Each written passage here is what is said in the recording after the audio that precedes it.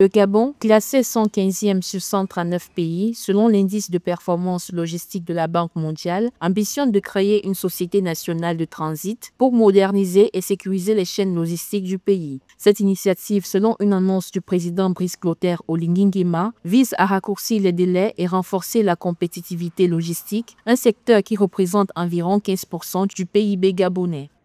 Créer une société de transit nationale dirigée par l'État gabonais peut être une bonne chose si ça réduit les coûts globaux du transit. Mais est-ce que l'État a l'expertise qui soit elle-même compétitive en termes de rendement, en termes de productivité et en termes de logistique?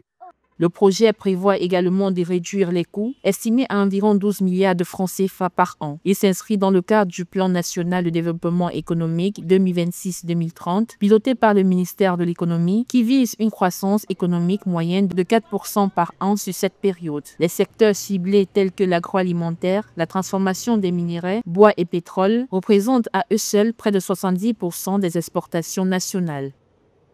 Donc, il faut bien que l'État définisse exactement son rôle. Si on est dans une phase de nationalisation, que ce soit connu que c'est une phase de nationalisation, parce qu'en ce moment, c'est l'inverse de la phase précédente qui était une phase de privatisation. Parce que le Gabon veut prendre le contrôle au niveau de l'État de plusieurs maillons de l'activité économique.